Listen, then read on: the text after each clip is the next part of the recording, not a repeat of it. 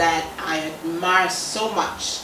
And I've been following in her footsteps since primary school in Morning Star, secondary school in Holy Child, Legon, and it's my pleasure to be here with Isabel Boaten.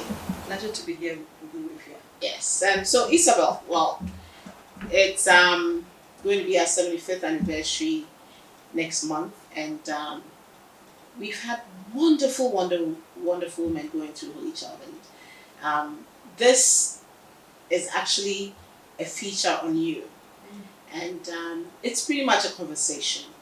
And I think my first question to you will be, so Isabel, since Morning Star, here you are. Tell us about Isabel Boaten today. Oh, what do I say? I think that it's been a journey from Morning Star to here.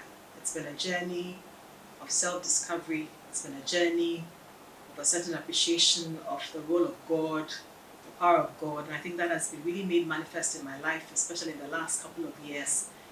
It's been a journey of recognizing the importance of other human beings, of family, of friendships, of holding that onto that very strongly, and of recognizing that success really means nothing if other people's lives can't be impacted, if other people can't draw on your success and also, have fulfilling lives. I think it's been a journey of more of, opening of my heart more than anything else. So that's what I'm talking about, whether I'm a lawyer, a mother, all of these things, add up to it. But it's that self-human side of things that I think I'm more excited about. And can you explain to me that more human side of things? Okay.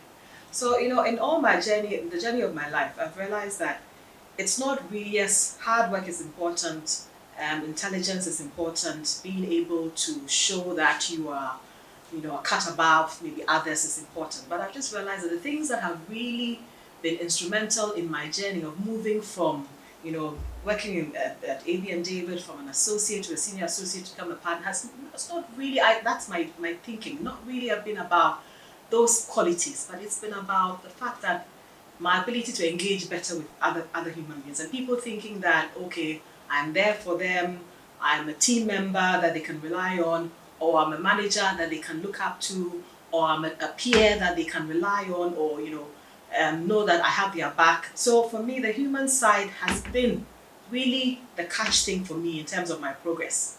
Ability, yes, but not as much as the human side. But that's they don't teach you in school. So how do we, someone looking at you today, let's say you get an intern and the intern wants to be where you are, how does that person build up to that? Yes. And yes, you don't teach in school, but there are many opportunities where as women in leadership, we get the opportunity to impact. Whether it's an intern who comes here, just by the way you treat them, just by the way you treat the other people in the organization, there's a learning for them. And the funny thing about life is that sometimes you think that people are not looking at you. You think that people are only interested in, what are the hard things that took you to where you are. But in reality is that any young lady who comes here as an intern probably is more intelligent than I was probably in those years back. Has all that it takes. So really what they need is that additional.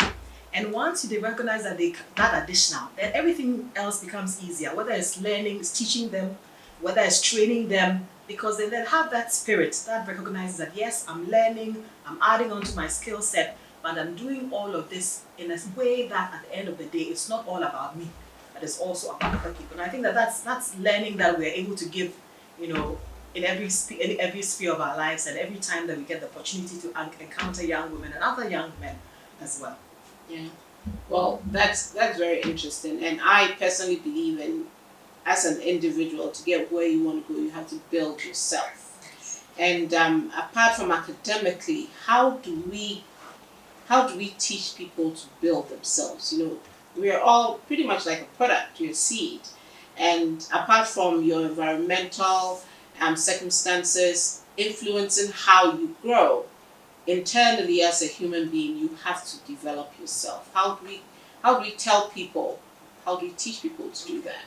So every time I have new recruits come into the organization, there's something that I let them do, and it's an exercise in self-introspection, and I call it Me Incorporated.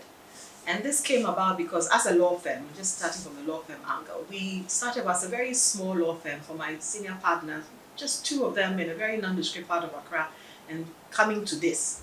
But it's all been about strategic planning. And so what I tell the young women or young people who come to the organization, I said that just the same way that we strategically, had a plan from what we want to do from this point to that point to that point, it's important to see yourself as an organization. So I say, Isabel Incorporated or Ifia Incorporated, what will I do? What are the steps I need to take to move to the next level? But the first thing I need to do is I have to understand who I am and have to have an honest conversation with myself. So I start off with, what are your values? What are the things that are most important to you? And a lot of times I say that don't write, and I encourage them to write them down. I say, don't write the things that other people think that you are. Other people identify you for. Be honest with yourself and say, what are my values? And I say, what you're thinking about money, what you're thinking about riches, what you're thinking about wealth. Be honest. Because I will not define what your values should be for you. Because your values will drive what the next steps that you take and how far you want to go and what you are prepared to do. So be honest with yourself. And what I find is that a lot of people will say, oh, I've come into the law, for altruistic reasons, I want to help women and children, and I want to do that. But at the end of the day, by the time you finish to have the conversation, you say, what you're looking for money. And there's nothing wrong with that. But what you need to do is, because I'm looking for money, what do I need to do? I need to do this, I need to do that. And even the fact that I'm looking for the money doesn't mean I have to jettison my dream of helping young women and children. Maybe I can make enough money, and a certain part of the money that I make, I can help to support them. So I say that if you want to move to the next level, yes, be intentional about where you want to be. But start off with having a very honest picture of you, who you are, so that when you have that honest picture, you know that the steps that you're taking are actually steps that would help you to get there. Otherwise, you're lying to yourself, and it doesn't help anybody. I find that interesting because I actually, if I'm hiring someone, I actually ask them, what are your skills? What do you do very well? And can you stay very late at night or come very early in the morning? All of that is important. Because to me, that's very important if you're willing to sacrifice to the work. Yes. But I find it interesting. If a 25-year-old girl is asked to write that out, how would a 40-something woman look at it? And does it change over time? Those values at 25. Yes, definitely value shape. But what I find most difficult, what I find that doesn't change dramatically are values. That's why I say that start with your values, because yes, people's values change as they go along. But by the time you're 25, by the time you finish law school, you come into the world, you have a certain value system. It's possible that things will change along the line, but 80% of people will still keep their values. So based on that, I'm certain that when I ask them to do that, there may be a 20% who this whole exercise, in fact, this whole exercise is bothersome, it's bothersome, it's lost on them, they don't really care. But even for me, even if it's 50-60% who take it seriously and then use it to help better themselves, and I think that it's worth it. Then of course, it's not something, any strategic plan, even for companies, it's not just a document that you write and then you put it away. You look at it, you evolve it, you review it. So in the same way, I encourage them to do that. And I say that there are people who come into the organization, they may not stay till they are associates, but I say that I hope that is a gift to you, even if you leave here, to help you to build yourself. Yes. So. And actually one of the things that I as an employer I find bothersome is most employees, they see that role as a stepping stone to something. Yes. And always want sort of in a hurry. Yes. And I look back at myself maybe at 25 and I wonder, was I that much in a hurry? But it's like a different whole paradigm now. Yes. And you see, you have to, as an employer, you have to recognize that. I always say that, currently you work in an environment where there's sort of like a generation mix. So you have someone like senior partner like David, who thinks he's come this way because of hard work. He hasn't got time for wing and all of that, because that's what he sees. Then you have the me's of this world. Okay, we are a little more tolerant. We are a little more okay. Then we have these young people, millennials, who have been bring excellent energy to the organization. They bring excellent energy to the organization. Mm-hmm. But you realize that they also have a different worldview. They want more work-life balance. Mm-hmm. They want to have flexibility. Mm-hmm. They want money and all of that. Yes, all of those things are important, but they are more purpose-driven. Mm-hmm. So they want, if they come into your organization, you're not able to show them some purpose beyond salary at the end of the month, then they lose interest very quickly. So as an employer, yes, it can be at the beginning I used to get frustrated. Why this? Because they seem different from you. Yeah. But now I become more embracing and understand that this is the new kind of millennial that is coming in. And at the same time, because of that, you can also plan and say, you know what, in the best case scenario, they may stay and may be able to take them through what they need to do to have a longer career with the organization. But I must also recognize that maybe they'll be here for 3 to 4 years. So let me see what I do with them for 3 to 4 years. Yeah. And if they go, manage that relationship after the 4th year so that they bring me back business and I still have a relationship with them. So you can't win in both ways, but at least you try to manage the process. So you have to tell us, Isabel, what have been the stepping stones in your life? Of course, so many things have happened to you, but there are those key stepping stones that you've encountered, you've stepped on, you've jumped to the next one, and what has given you the ability to, do that? I think that apart from the God factor, which is central in everything, I think my mother. My mother is a Hopsa. Hopsa. Yes, I have been Thompson. I have to mention him. Hello, ma. 1957. 1957. My mother is an amazing mother. I always say that I had a great dad, and I'm proud to be his daughter. But my mother is an amazing mother. She taught us the values which I think has taken us all of us through life. Integrity. Care for other people. Not feeling that you're better than other people, simplicity, charity, those things. Holy child, the holy child, the holy child things. And I think that's all started from her. So what I realized that sometimes in your life journey, you go into an organization and when you exhibit those qualities, then the past people that you meet, like I started work and I just joined AB and David. It was at that time it was general law course. It was nothing to write to, but I think I had a humility of spirit to see that there was potential here. I didn't come and look at the building and say, hey, what is this dingy place that they are in? I looked at the potential of the man that I spoke to and I saw this was a great place. So I saw beyond what was now.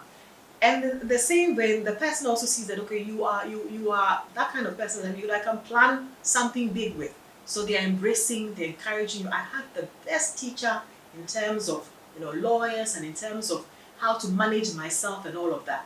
With my senior partner David, he taught me, he encouraged me, he annoyed me, he stressed me, but he pushed me. And I've been working here for 20 years, and each level, somebody says, how can you be in the same one? You must be bored. I said, no, I'm not bored, because each time there's a different face, there's a different thing to look at. So it's been really an exciting journey. I also think that my husband has also been helpful, in terms of being a support. A man who is knows what he's about, in that, I would say that sometimes too much.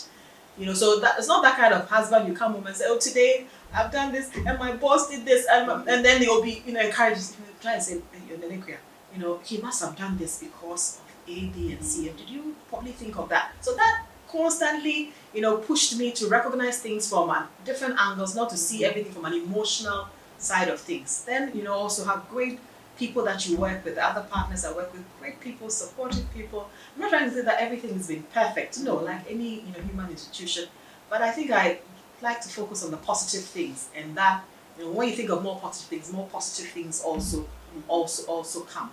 And then what else also? But yes, you focus on the positive, but negatives come in. Yes. And it's in looking at the positive side of the negative that maybe you're able to overcome that. Yes. And as a woman in Ghana, as a woman climbing the corporate ladder, definitely the challenges are there. Yes. So, tell me about those challenges. I want to be very academic about this. Let's identify the negatives that anyone is bound to encounter and how they surmount those negatives. And I'll tell you mine too. Okay, please. I'm really interested in that one. Okay, so I think that I'm talking about the positive thing. Okay. And I think even that level of focus has even been viewed, by others of me as a weakness. That she thinks too much of the positive things. She's, and even empathetic leadership has been seen as weak leadership. So there are times that I'm sure that people think that no, she's being weak. She's being weak, and that's not a comfortable place to be in, because then it's like, okay, maybe your male counterpart is being more logical, is being more, or if not another woman, is being more logical.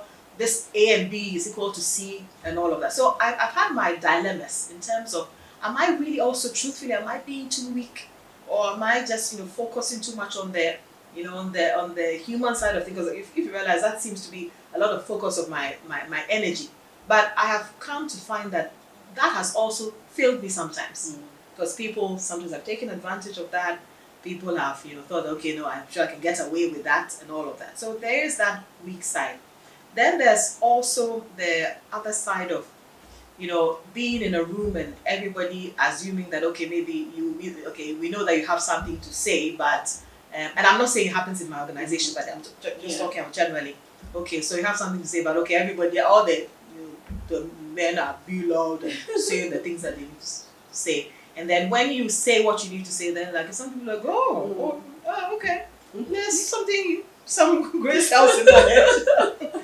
So that will always be, I'm not saying always, but that is something that is worldwide, or it happens to women generally. It's not a so I don't see it as something that is personal to me. I see that there's a challenge that they still have in viewing me. And so I shouldn't see myself through their eyes. They have a challenge. The how do you call it? That thing that will come off. How do you call it? The scales will follow their eyes. eyes. Eventually. So it's not about me. And I think that that's probably how you survive, because there are negatives. Definitely there are negatives, there are challenges. There are times that you feel so tired. And of course also sometimes balancing being a mother and being a wife and work has been stressful. There was a time when I was like, what am I doing? Why am I doing all of this? I say my children are the most important, but really they seem to be at the bottom. But eventually what I was able to do is that after years of working, I was able to leverage that and say, you know what, I would work from 8, pick up my children at 2, and I don't come back. Even before all of this working from home and all of these things happened. So I was doing that. I go home, and then if I have any work to do, I'll do it, but make sure that the kids and everything are fine. Because I really, at this stage of my life, I thought to myself, my children, family first, everything else is second. And maybe you had the luxury of that because you had climbed that ladder in heels. Yes. And, you had climbed that ladder in heels, and you definitely had the luxury of saying what you can do and what your time is going to be. It definitely is not an easy road for any woman. And personally, as a woman who is not married, has no kids, I face that kind of environment where everybody believes, well, you have so much time on your hands. Why can't you? I know, and it's just so. I look at them like, are you kidding me? Do you know what I have to do with that time? I know, and then always as a woman, even I have men. I work in teams of men, and they are like, oh, okay. You say you have something to say, they act like surprised, like, oh. Write it out. I know, so it's very interesting, and I've been doing this for like over 20 years, and it's the same.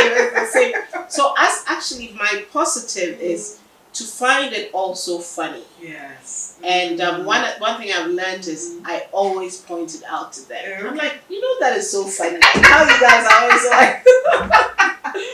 But I've been doing this for so long, pointing it out to them that you can't expect women to just be sitting at the back. And of course I always tell them that as a holy child girl.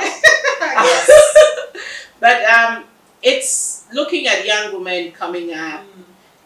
They have some milestones that society has put in place for them, and it's quite difficult for a lot of young women to create their own path different from what society has put in place for them.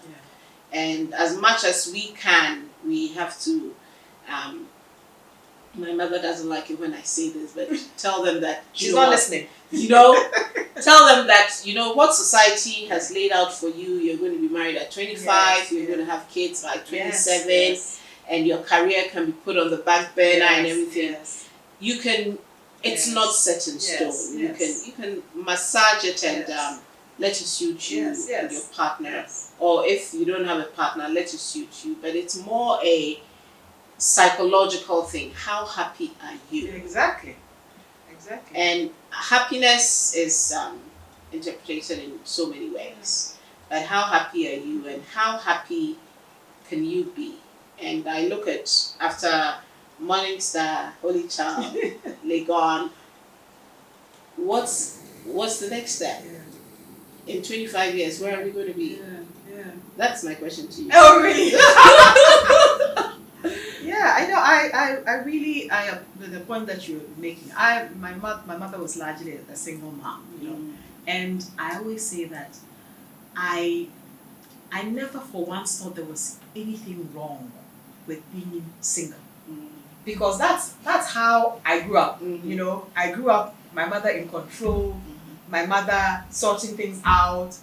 I mean, it was just life. Natural. It was just natural. So and I never for once thought, oh, there was something amiss. Never. I never, for once thought. And my mother has always said that, even going, so that everybody has their path. And you said something very important. It's about happiness, about how happy you are. Some people, in terms of wanting to meet what life says, standards of life, you get married and you're miserable. So yes, you are Mrs. whoever it is, but you're unhappy. And then somebody is not married and is happy and is having fun. So really, at the end of the day, it's about happiness, and everybody has a definition of that. So there's no standard definition of how people should be happy and what should be in their lives or not in their lives for them to be happy. And I think that that's something that young people, young women especially, have to understand. Increasingly, I find that they are understanding that and appreciating that more, making choices about what will suit them. Okay, I'm 35, oh, I'm not married. I thought I would be, but hey, I'm okay. I decide whether, even if I decide I want to adopt a child, I want to, or not adopt a child, or want to be on my own. I think increasingly people are getting more accepting of this. It's not like before. It's, oh, why aren't you married? Hey, where's your husband? Increasingly, people don't do that thing anymore, because I think there's an increasing awareness that people will live their lives the way they think suits them best. People should be allowed and be free to live that life. In the next 25 years, I know. I'll be 71. And we will be watching this in 25 years. What will happen? We'll be watching this in 25 years. And but what do we hope for in 25 years? In 25 years. 25 years when I'm 70. When I'm 72. When I'm 72 years, I think that sometimes I think I like the simple things of life, No, you'll still be beautiful like your mother. Amen. Amen. I hope, simple things of life, have health. If my two sons, hope they are pursuing what it is that makes them happy. They're living their lives, their own vision of their lives, and that we are still close. That my husband is still, we're all alive, and then we are still, maybe we're traveling and seeing the world and going on a cruise and just simple things, really nothing, and I'm hoping that by that time, in terms of career, in terms I would have of course retired, and then there will be new people who are at AB and David doing wonderful things, creating, living the dream, doing bigger things that we even could think about. Yeah, and probably do something. I like to write a book. I like to write a book. So hopefully by that time I would have written a book that or two, or 3 or 4. So let's see what I'll do in my 50s when I tell everybody, hey, I'm going on early retirement so that I can do things that my heart loves. So let's see what will happen from my 50s to 72. 72, yes. Well, we're definitely looking forward to the next 25 years. and Holy Child School will be 100 years. Wow. And we would look back on this interview and laugh and say, "Oh my God, we were so idealistic, we were so funny." I'm telling you. But it definitely is a journey that we are looking Yeah. forward to. And thank you so very much, Isabel. And we wish Holy Child School a happy 75th anniversary. And let more women produce more women, more great women, more successful women like Isabel Boaten, so that it's to the greater good of Ghana and the world. Great. Thank you. You're welcome. Welcome. Pleasure. Actions, Not not words. words.